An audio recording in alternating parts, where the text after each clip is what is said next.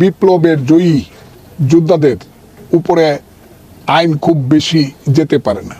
বিপ্লবের জয়ী শক্তি তারা আইনের প্রয়োগ করে, এইখানে এক্সিস্টিং ল তাদের ব্যাপারে প্রযোজ্য না।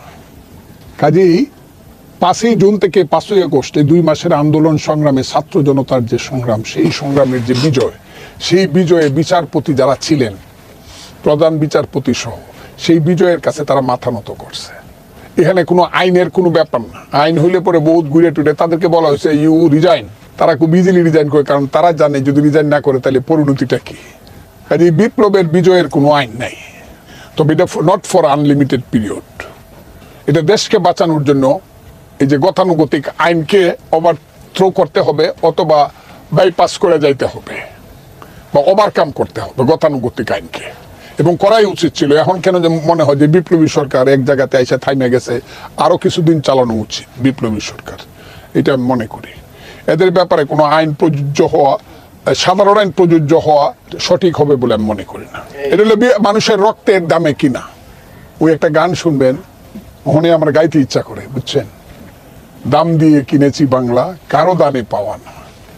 রক্ত দিয়ে কিনছি কিন্তু গণতন্ত্র, এটা কারো দানে পাইছি না। এই যে কান্না এসে পড়ে, আপনারা বুঝবেন না আমার কথাটা।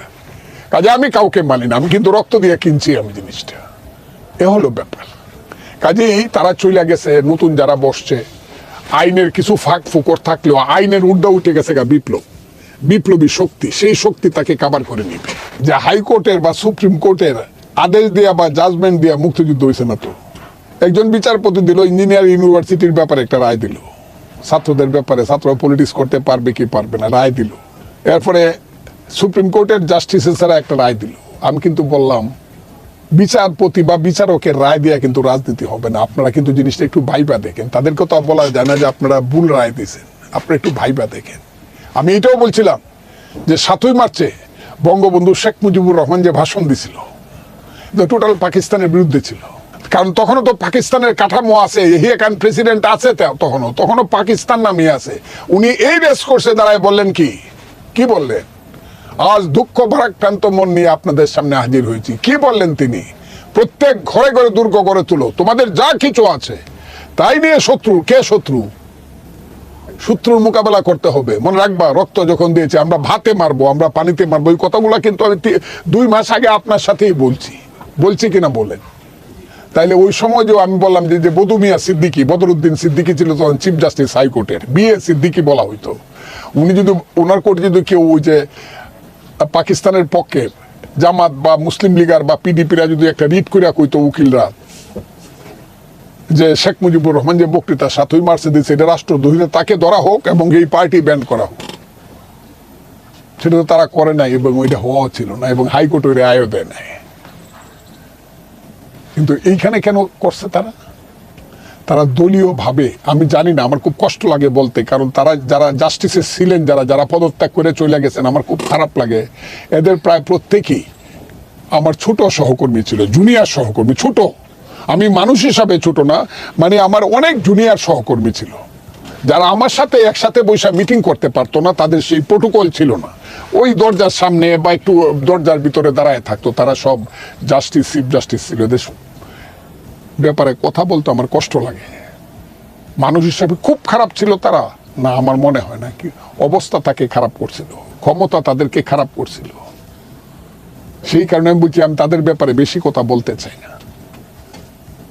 আমি তাদের ব্যাপারে, তারা কিন্তু জিনিসটা ঠিক করে নেয়, সঠিক করে নেয়, এবং সঠিক করে না বলে এটা পরিণতি হয়েছে। এটা এই দেশে যা হবে, এটা পৃথিবীতে আগে কেউ দেখে নাই।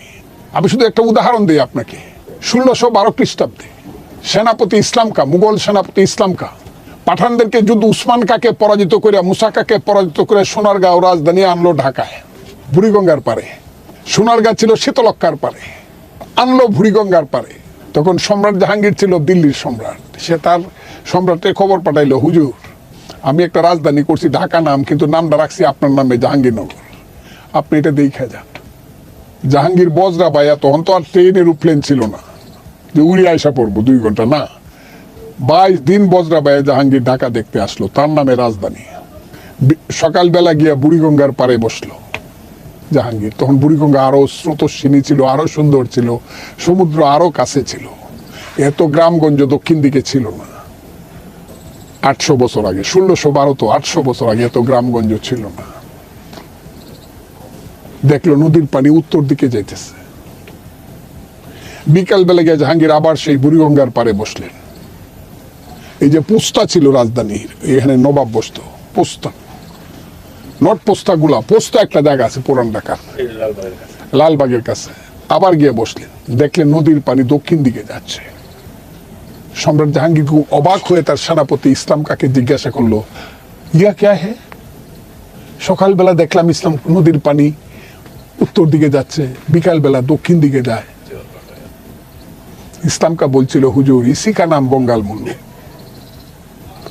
একটা বই আছে বাহারিস্তানি গাইবি, মির্জা নাথানের লেখা একটা বই, বাহারিস্তানে গাইবি, যে ইসলাম কার সঙ্গে যুদ্ধে ছিল, তার লেখা বই, বিখ্যাত বই। ওখানে এই কথাগুলো লেখা আছে, বাহারিস্তানে গাইবি বইটার নাম। ইসলাম কা বলছিল ইসি কা নাম বঙ্গাল মুল্লু। সকালবেলা নদীর পানি উত্তর দিকে যায়, বিকালবেলা দক্ষিণ দিকে যায়। সম্রাট জাহাঙ্গীর আতঙ্কিত হইল, যে দেশের পানি 24 ঘন্টায় দিক পরিবর্তন করে উত্তর দক্ষিণ, সেই দেশে বেশি দিন থাকা ঠিক না। ইসলাম কা তুমি বজরা রেডি করো, দিল্লিতে আমার কাজ আছে, আগামীকাল আমার চলে যেতে হবে। এবং সম্রাট জাহাঙ্গীর চলে গেল। বাংলাদেশের এই জিনিসটা যারা বুঝে না, এরা বাংলাদেশে রাজনীতি করা উচিত না, আন্দোলন সংগ্রাম করা উচিত না, বিচারপতি হওয়া উচিত না, চাকরিজীবী হওয়া উচিত না, যেটা হলো জোয়ার ভাটার দেশ। 2500 বছর আগে আলেকজান্ডার বলছিল, তার সেনাপতিকে উদ্দেশ্য করে বাংলাকে দেখিয়ে বলছিল, গঙ্গার পশ্চিম পার থেকে বড় বিচিত্র দেশ সেলুকাস, তার চেয়ে বিচিত্র দেশের মানুষ। এটা যারা বুঝে না, তাদের রাজনীতি অর্থনীতি কোনো কিছুই করা উচিত না, বিচারপতি কিচ্ছুই না। এটা বুঝতে হবে। আমি মুক্তিযোদ্ধা কমান্ডার ছিলাম। যেদিন মুক্তিযুদ্ধ 16ই ডিসেম্বর যেদিন হলো, 5টার সময় পাক বাহিনী যখন হানাদার বাহিনী এখানে রেস করছে, যখন আত্মসমর্পণ করলো, আমি কিন্তু এখানে না, ঢাকায় না, আমি তখন আজমিরিগঞ্জ, হবিগঞ্জের আজমিরিগঞ্জ নামক ওই সুরমা কুশিয়ারা নদীর পারে, কালনি কুশিয়ারা নদীর পারে বৈশা আমি চুপ করে, আমার চোখে দিয়ে পানি পড়তেছিল, মানুষ আনন্দ করতেছিল, বোমা ফুটাতেছিল। কিন্তু আমার কাছে মনে হয়েছে এটা যেন একটা ইমেচিউর স্বাধীনতা, বাচ্চাটা যেন ইমেচিউর হইলো, এটা অনেক অসুখ বিসুখে ভুগবে। আমার সেদিনের চিন্তাটা আজকে প্রতিষ্ঠিত হয়েছে। হাইকোর্ট সুপ্রিম কোর্ট যেটা বলেন, হাইকোর্ট সুপ্রিম কোর্টের বিচারপতি নেওয়ার বেলায় অনেক বেশি চিন্তা করে তার জন্য যে আবিষ্কার করতে হবে কিভাবে বিচারপতি হাইকোর্ট সুপ্রিম নিলে, হাইকোর্টে নিলে পরে এই বিচারপতিরা যে কোনো প্রেসারের সামনে নিজের মাথা উঁচু করে থাকবে, না চাকরি ছেড়ে দিবে। কিন্তু আমাদের এখানে হাইকোর্টে যে বিচারপতি নেওয়া হয়, নেওয়া শুরু হয়েছে, এটা খুবই দলীয়করণের মধ্যে নেওয়া হয়েছে। এবং এখন যারা বৈশা আছে তাদের ব্যাপারে আমি কিছু কথা, তারা সবাই যোগ্য, কিন্তু আরো যোগ্য হইলে ভালো হইত।